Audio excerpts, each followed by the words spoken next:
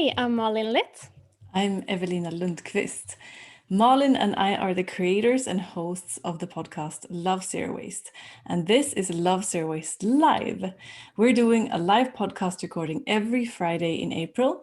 All of our live recordings feature a different topic, all relating to how we as individuals can take action and help the transition towards a circular society or a zero waste society, if you will. Today's topic is upcycling, how to turn trash into treasure. But what is upcycling? Here's Wikipedia's definition. Upcycling, also known as creative reuse, is the process of transforming byproducts, waste materials, useless or unwanted products into new materials or products of better quality and environmental value. So, what inspires a world-leading expert on upcycling? What signifies a really good upcycling project? And what do I need to get started with upcycling? We're about to find out. Today's guest is upcycling superstar Judy Rom, co-founder of Upcycle That. Right now, Upcycle That is the world's premier online upcycling destination. Upcycle That offers ideas, inspiration, and tutorials for reusing and repurposing common materials. Welcome to Love Zero Waste Live, Judy. How are you? Yay, welcome. Thank you so much. Thank you so much for having me. It's good to be here. It's Yeah, we're to so connect glad with you. Yeah, we're so glad that you're joining us today. So, talking about turning trash into treasure, what was your first ever upcycling project? That's a great question. I think my first ever one was when I was a little girl. I used to go with my mom to a store. I'm from Vancouver, British Columbia in Canada, and we're really lucky that we have a shop here called the Urban Reuse Store that has been around for over 20 years now. And I remember going as a little girl with my mom and filling up a bag of goodies. They would just get all sorts of materials that were left over from various industries. Mm-hmm. And we would make crafts with that. So I don't remember the first one specifically, but I do have clear memories of going to that store as a little girl. Mm. And always kind of had this idea of using materials, and they made the best craft materials. So that was just kind of like a known that it was way better than going to a craft store, because we got really original materials. They would have vinyl stickers that were left behind from various things, and gold foil that you could use and put on glue and get a metallic effect. So just all sorts of really cool bits and bobs. Mm-hmm. And what was your feeling looking at all these things, touching them, imagining what you could do with it? It was the best. I still have some materials from that store. Actually, it's still around. Cool. So yeah, I live quite close to there now. I go and I look at the things and get inspired. Nice. So it's very cool. Cool. You must have seen loads of upcycling projects throughout the years. What signifies a really good upcycling project? For me now, definitely creativity is the biggest factor. There's so much incredible creations that people have made. And yeah, I've seen a lot of them. So I think for me now, it's if I see something new and I think, oh, I've never seen that before, I've never kind of thought of that use, then I get really excited. Yeah, but also just projects that are well done. And ultimately for me, a really good upcycle is when it ends up being really functional and really beautiful. So when I see something like that, I'm inspired. Cool. What is kind of in to upcycle at the moment? What is the hot upcycling item? Oh yeah. Well, the sky's the limit, because there really is anything. You could make anything. So these days, what would be the hot one? Coming into summer here in North America, so everything kind of gardening would be really fresh right now. And especially with the current situation, people are really looking to make beautiful gardens and balcony gardens and backyard gardens. So anything relating to that, I think, would be very topical. Okay. Is there anything that cannot be upcycled? Oh, I mean, that's a loaded question. I think it's just we're only limited by our imagination when it comes to upcycling. So some materials are harder than others to work with.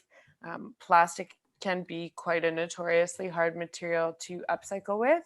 And I've done some projects with plastic specifically. We did a project for the World Trade Center Mall in Hong Kong a few years back, and they wanted 2 upcycled sculptures, very specific with what they asked for. One was a 2-meter tall tennis racket, and the other was a 2-meter wide shoe, and both made out of plastic. And with both of those projects, I collaborated with a friend of mine, Danielle Ehrlich, and we often work together. And we had to pioneer new techniques for using plastic to create sculptures of that size and scale. And yeah, it was challenging because plastic is kind of a difficult material to work with. But we really saw firsthand through that experience that you can work with any material. You just have to spend a little bit of time figuring out the best use and what's going to work for that material. So yeah, I would say that one taught me that no, any material can be upcycled. You just have to really put your mind to it.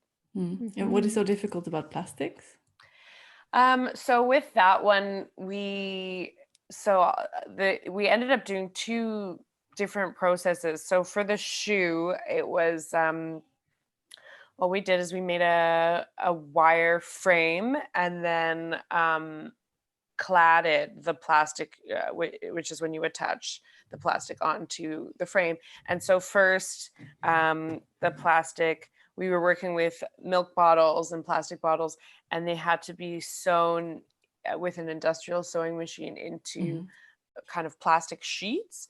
And that's tough because it's a sort of unwieldy material. So you have to clean it, you have to cut it, you have to sew it, and then it was attached with bits of wire to this wire frame.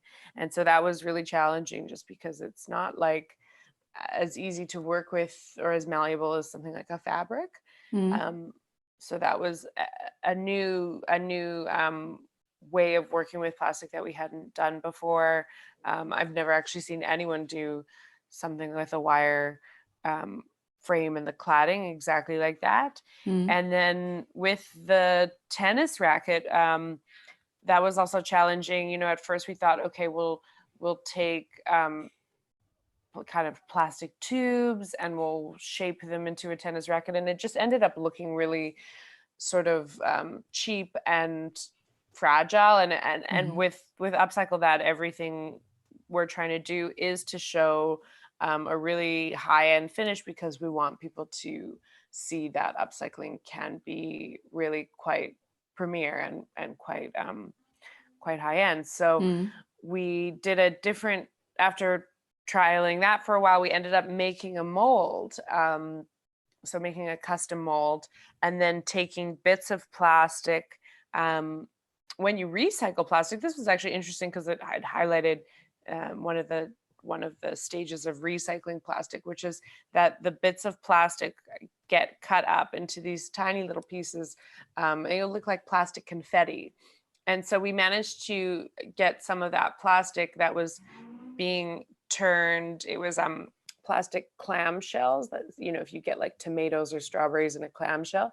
So we got them from a recycling company that had already cut them into little pieces. And then we put them into this mold with like a resin to set it into a very firm shape. And then it had the plastic racket shape. And then what we did was we drilled holes through the plastic racket. And I had been very fortunate to get from an upcycler in Lithuania a plastic bottle cutter, which cut plastic bottles into like a ribbon. And so we got that bottle cutter, they just made it, and then we cut these pieces of plastic into these ribbons and use that for the strings of the tennis racket. And that was really cool because it actually was like a giant functional tennis racket. You could bounce a tennis ball at it and it would bounce right off of the strings. That is cool. So that was pretty neat. Impressive. Yeah, and just went to show that, yeah, you can use anything. You just have to spend a little bit of time figuring it out.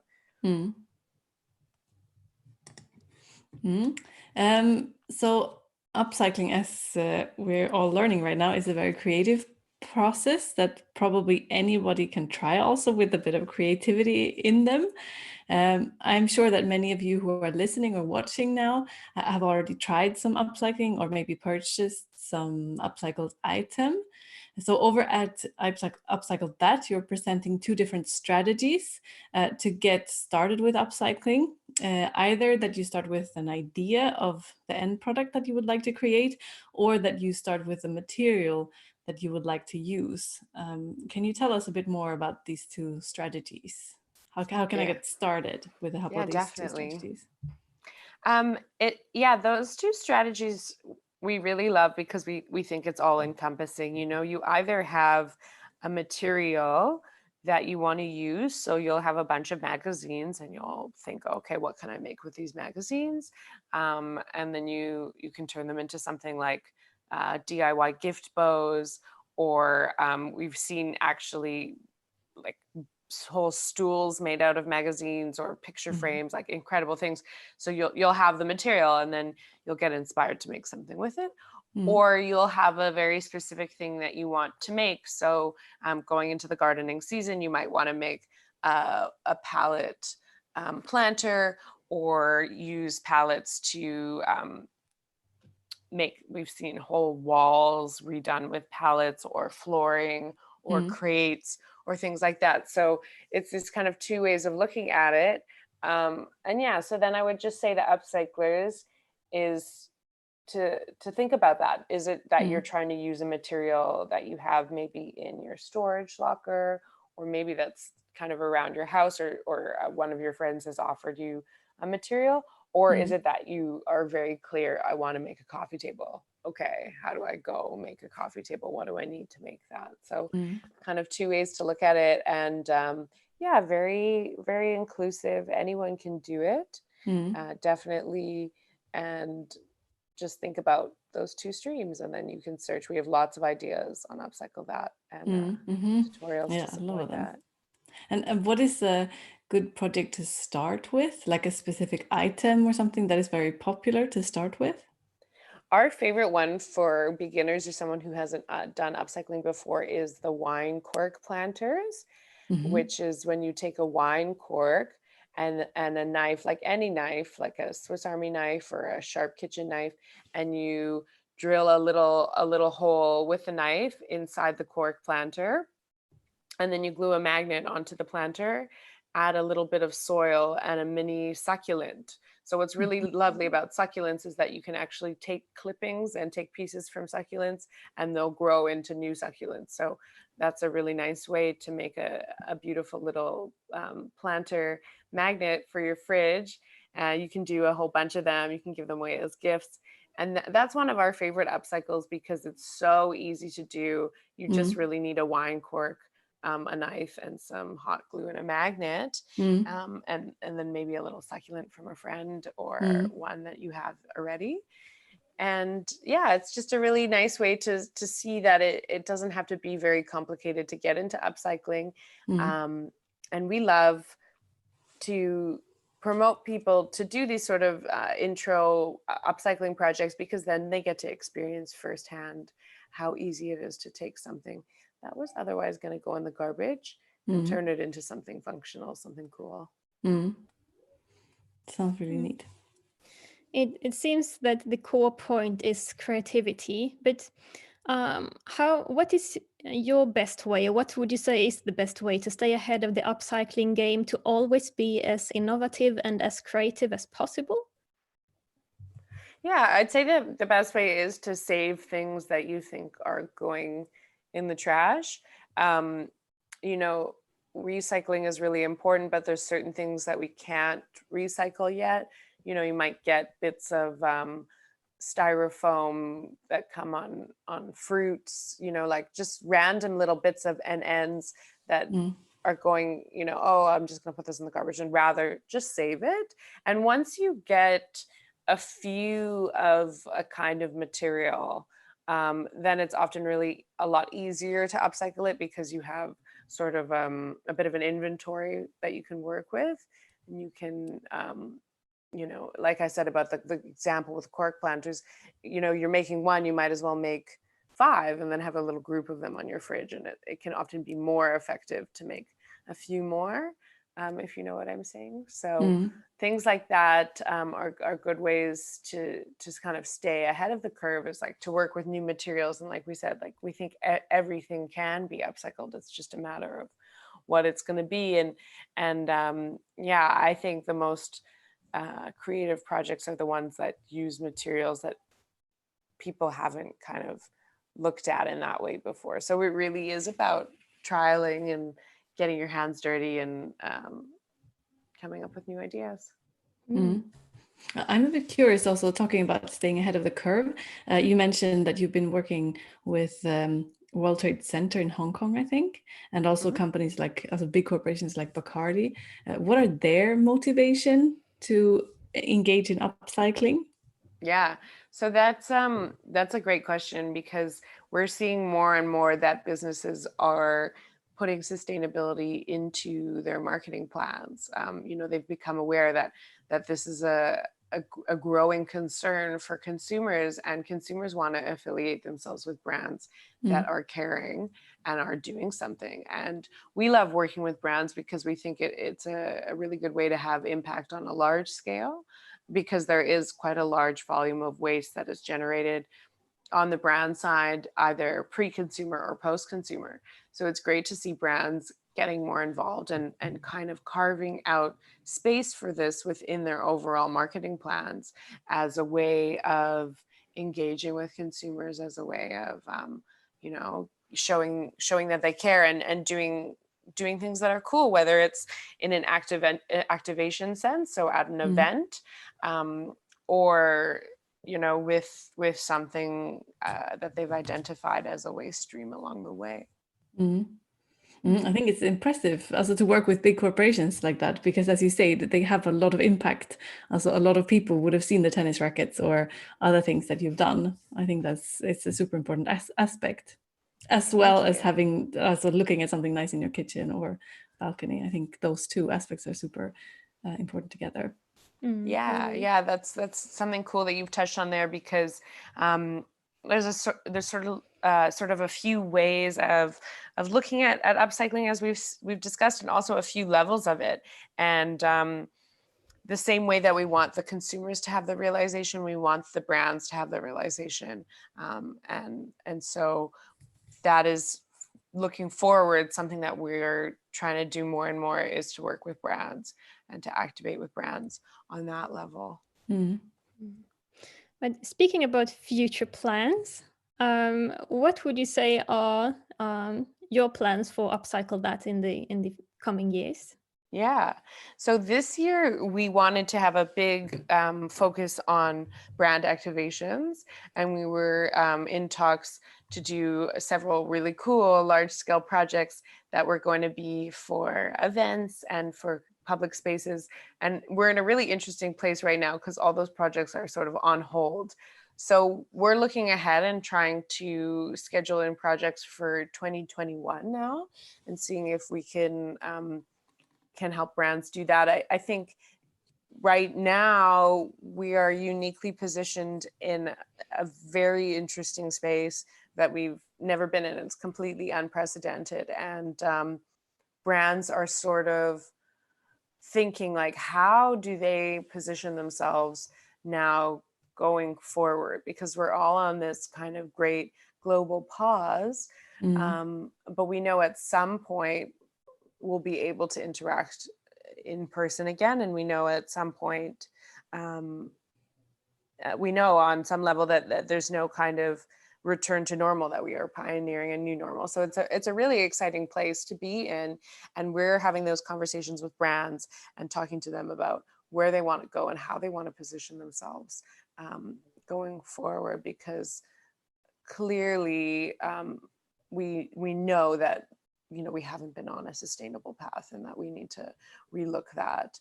And this is a really great time to do that, and a really great time to get, as you say, like ahead of the curve, especially from a brand perspective. So that's what we want to do. And if there's any brands out there that are listening to this, 100%, we'd love to chat to you and come up with creative ideas and look at how we can use your waste in a way that starts a conversation and is very visual and has a direct impact. Perfect. Wonderful. So I think, Evelina, it's time for the wrap up. So the topic of today is how to upcycle trash into treasure. Judy, what would you say is the main takeaway message for anyone who is listening or watching this, who would like to get starting on, or who would like to get started on their upcycling journey? Awesome question. I'd say the main takeaway message is that every material is upcyclable, and you can look to Upcycle That for ideas on how to get started, either with the end use or with the material in mind. And you know, and if there isn't something on Upcycle That speaks to that, then there's an opportunity for you to create that, because that's how upcycling grows. It's bigger than any one person or idea or website, and it really is a global movement. And so we're actively recruiting upcyclers. Wonderful. Thank you so much for joining us today, Judy. Thank you so much. It's been a real pleasure and a real treat to talk to you. Great. If you who are listening like to learn more about Judy and Upcycle That, please check out their website, upcyclethat.com, and also all over social media, of course, Upcycle That. This is Love Zero Waste Live. Make sure to follow Love Zero Waste on Instagram and Facebook to get updates on coming live session, which is next Friday. We're back with a live session again. Yes, and I'm Malin Leth. I'm Evelina Lundqvist. You've listened to or watched Love Zero Waste Live. Thank you so much for listening or watching. Thank you.